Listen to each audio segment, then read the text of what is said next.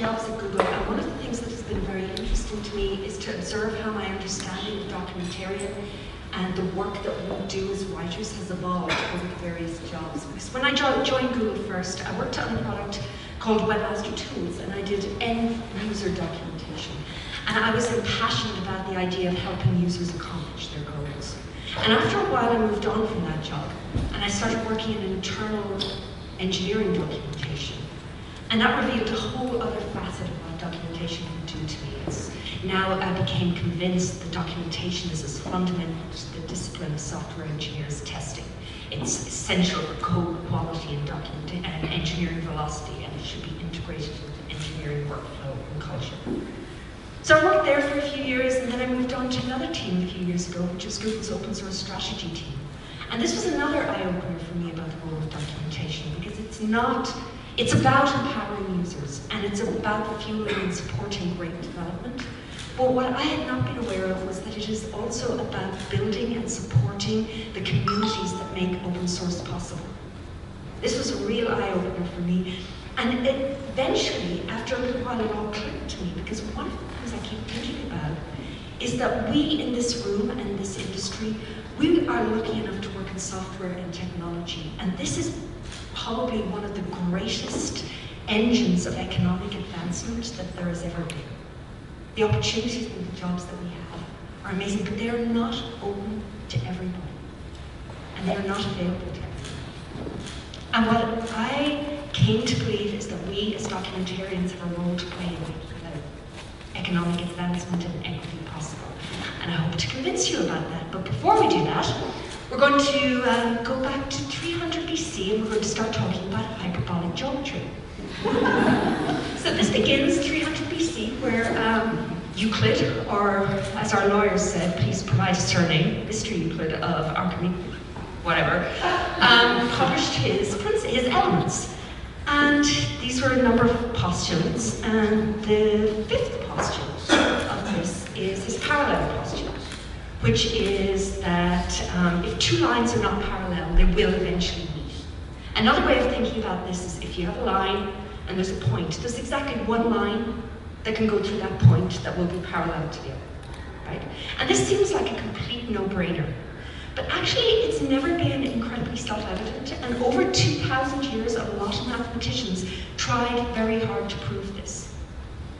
And so it went on, until we leap forward to about 1800, when the French mathematician Lagrange suddenly thought, what if it's not true? What if there exists a geometry in which all of Euclid's postulates hold true, except the fifth one? And I'm like, what does that mean? And it means, imagine there's a world where you can have a line and a point, and the number of lines that go through that point without touching or meeting the other line is near infinite. It's not, there isn't just one, there's many. So this kind of, that's where the idea of hyperbolic geometry came in, and it marked a real turning point in mathematics, and it began the formal study of non-Euclidean geometry.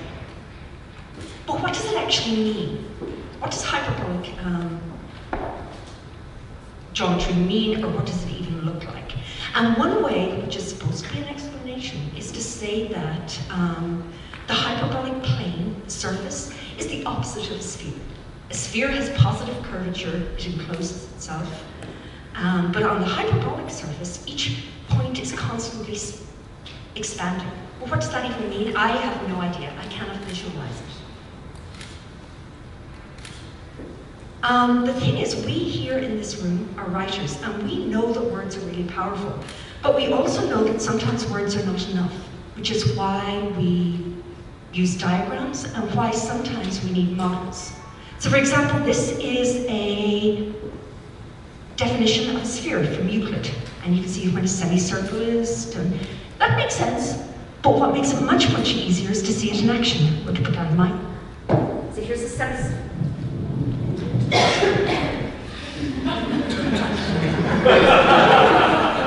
You know, I got it, but thank you. So here's the semicircle. Turn it around, rotate it, and you answer. That makes it suddenly really easy to understand, right? Because we have this model. But this idea about a surface in which the space curves away from itself at every point, how do you model that? How do you even conceive of that? And this was a problem for 200 years. When people first started thinking about it, it literally kind of drove the mathematicians mad. They had no models to explain. So, I love that quote. And so, let's leap forward now to, this went unsolved until 1997 in Cornell, and this woman, Dina Taimina, she's from Latvia, and she was a young woman, she was sitting in this workshop where they were trying to model this hyperbolic plane. Now she's from Latvia, she's female, and like many Latvian women, like many Irish women, she grew up learning traditional needlework. And she sat in that audience and she had this sudden intuitive leap, and she said, this works like crochet. So you crochet a loop, and you go around, and on the next round you increase the number of stitches, so it goes down. And then the next round you increase it again, and this surface comes here. This is now the accepted way to model the plane. And it's actually very intuitive, because when you touch these things, when you play with them, you can get a really visceral sense of what these things look like. And I'm just going to toss these things down if people want to play with them. So these are hyperbolic surfaces. So why are these so important? And why am I even telling this story? Because I'm telling this story that this was a problem that went unsolved for hundreds of years. And it went unsolved, the answer was there all along, but it went unsolved because the community of mathematics was essentially the province of men. They were not taking advantage of the experience and the talents of 50% of the population. We know that diverse, inclusive teams solve problems faster, they're more creative in their solutions, and that diverse businesses are even more profitable. So how many problems are going unsolved for us? Probably a lot. Let's look at the kind of idea of technology at the moment. And I'm talking here about diversity. I'm actually going to talk really about just one axis. It's greatly simplified. I'm going to talk about gender. And there are many other axes, and that's not even talking about the intersections. But we'll talk about gender, and let's say that the number of men and women in the general population is about the same. And while acknowledging that that does not add up to 100%. What about in technology? What about software programmers? You see that women are becoming less and less visible here. The number of software programmers, depending on how you define that, is between about 25 and 30%. What about open source? It's pretty awful. Women are almost invisible. In GitHub's open source survey in 2017, 95% of respondents were men and 3% were women. That is not an awful lot different from the representation of women in 18th century mathematics. And that is a problem for everybody. Obviously, it is a problem for the software projects, and it is a problem for the communities. It's also a problem not even just for open source projects, because a track record of contributing to open source is often seen as a pathway into employment of proprietary software, and especially for people who have maybe not come up through traditional channels, through studying computer science, and things like that. So, and yet, you constantly see things like this. Getting a tech job is easy, simply develop a thing. It's not working out that way. In fact, things are getting worse. The number of women in computing is going down. Representation is going down. These are not good numbers, and everybody suffers because of this. So at Google, in my last job in the open source strategy, we wanted to understand why people contributed or did not to open source. So we commissioned a study. And what we did was we talked to about 18 candidates, all of whom were users of open source, some of whom contributed, some did not. And they were a mixture of experiences and backgrounds and genders. And we asked them a lot about how they evaluated and used open source technologies. And we especially asked them about their experiences and feelings around contributing or not contributing back to their projects. Because we wanted to understand the reasons for that. And we did a lot of analysis, and when we collected the data, we mapped their stories, their actions, thoughts, and feelings, and we used these to identify some common patterns, common themes, and we crafted some user archetypes around this. We crafted 5. I'm only showing 4 here because archetype number 5 is the lurker. We actually don't know anything about them at all. But They're going here from in left to right in order of experience, and on the left we see Rory. These are archetypes, and Rory is a leader in open source. She's expert in this, she may be on a project management committee, she wants people to contribute, but she lacks the resources to support them. Avery is convinced of the value of contributing, but he's held back because of time or other restrictions. And then you see Taylor, who is competent, but he's not convinced. You know, it doesn't think that their contributions will be recognized or rewarded. What's the point of contributing back? And finally, we get to our heroine, who's the person we want to talk about most. Her keyword is curious. We call her Parker. And Parker is new to open source. She's curious about it, and she wants to use it, and she wants to contribute to it, but she has a lot of challenges. First of all, she's unfamiliar with how open source works at all. She doesn't understand the licensing model, the ethics. She's not sure whether her employer will support her using it. She'd love to contribute back, but she's not an engineer. Maybe she's a data scientist or something. And she's not convinced that she can contribute anything of value. She might even be familiar with GitHub. Some other things about Parker that are really important. She's nervous about interacting with the community because English isn't her first language, and in the past she's experienced some harassment on the web. These are not unusual circumstances for a lot of people. So what convinces and supports her to contribute and to use and to contribute to open source? And what we found is that documentation is critical at every stage of this journey. So when you investigate a project, you want to know, first of all, you obviously want to check for quick fit, platform, languages, is it going to work with your team? But we also found that there's a really strong need for documentation around policy and decision making, especially for people whose employers don't really understand this model. One example of this might be on the Write the Docs Australia website, where there's the Convince Your Manager section. We need to kind of convince your manager around open source. Once they start using a software project, that's where traditional documentation comes in. This is where you need your guides, your references, and this is very important. It's more the normal sort of documentation, but it's also very important that we have signposts to other resources. People may not be willing to ask questions in Stack Overflow because scary, but they are certainly willing to read the answers and do that, and therefore links and good documentation set is a powerful tool for psychological safety. But what we found out mostly when people want to contribute to open source, by far the most important factor is psychological safety.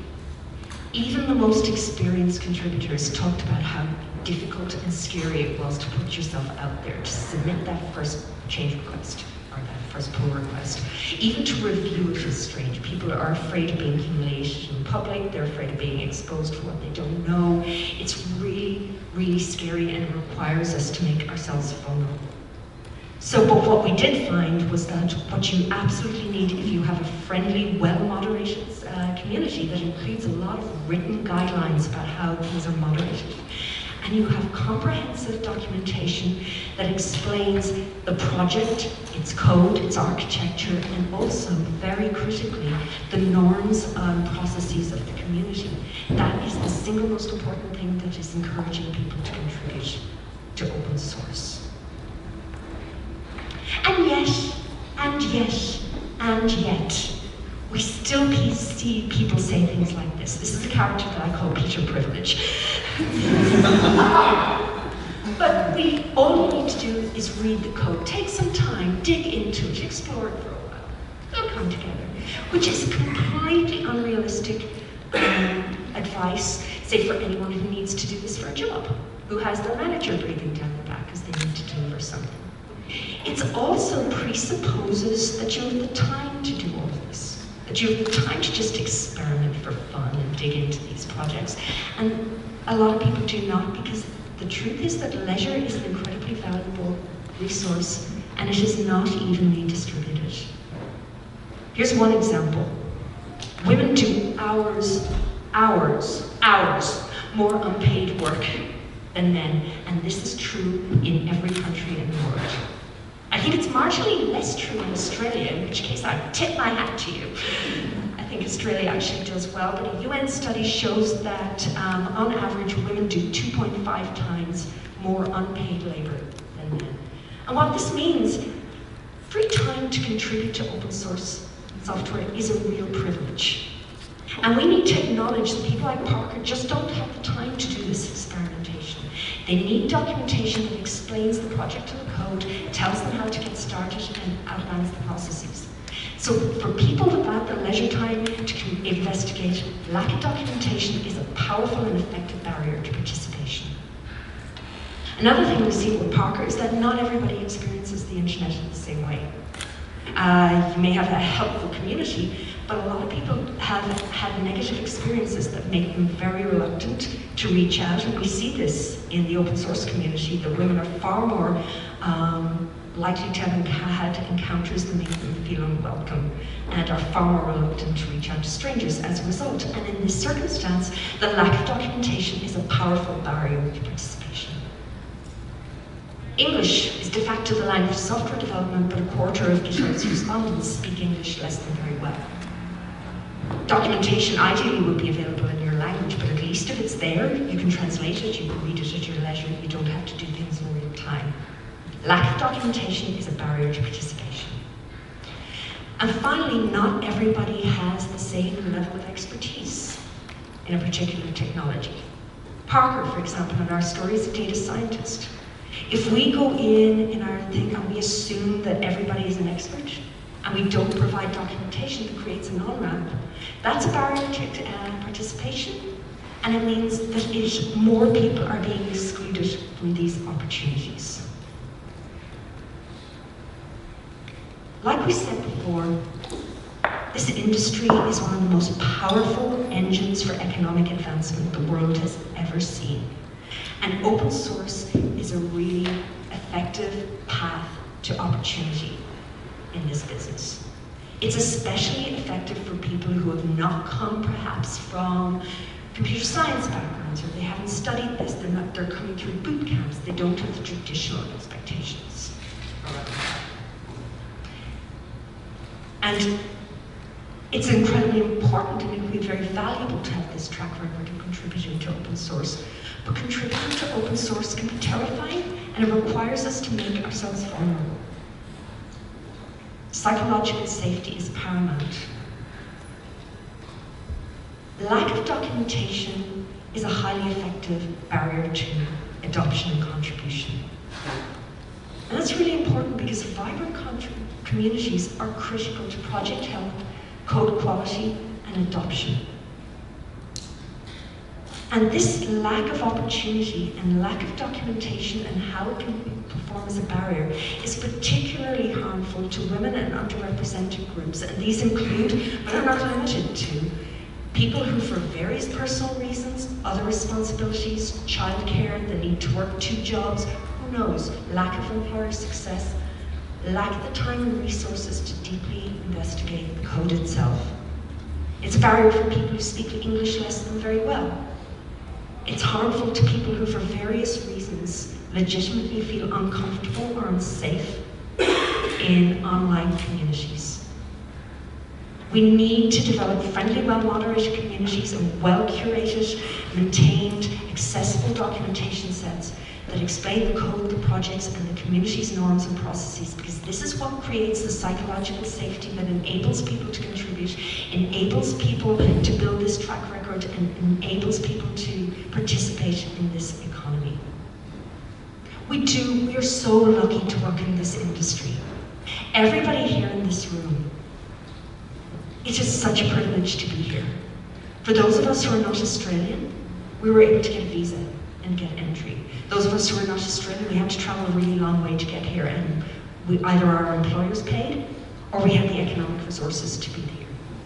People who have kids, somebody is watching their kids so that we can be here today.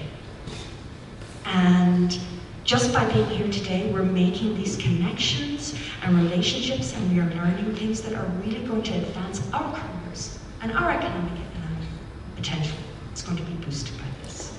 It is such a privilege, and there's nothing wrong with privilege, and I'm so grateful for it. But in a world where participation in this industry is not open to everybody, we can use our privilege and our skills to promote not just diversity and inclusion in our employers and our companies and our projects, but also equity. Because if we ensure that we document our community norms and practices, our projects and our codes, so that the knowledge needed to navigate software is available to everybody, we promote equity. And if we do what we can to make sure that knowledge is accessible to everybody, regardless of disability or language or social capital, we promote equity. And if we give people the knowledge they need to participate in this industry, to take advantage of the advancement it offers, we promote equity. And if we seek out representation and contribution from underrepresented groups, and we give them the opportunities to contribute, we promote equity.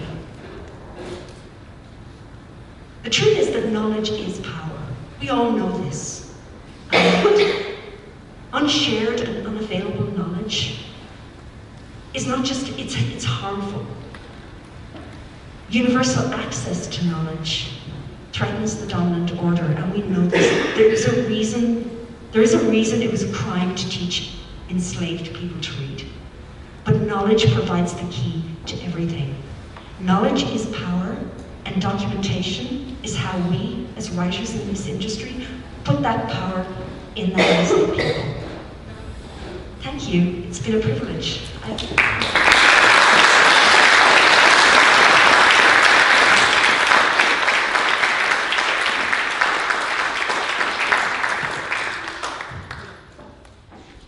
Amazing. So if you've got any questions about that, remember, I've got some hyperbolic geometry! Do speak to Riona after in the lunch breaks. So now we're welcome.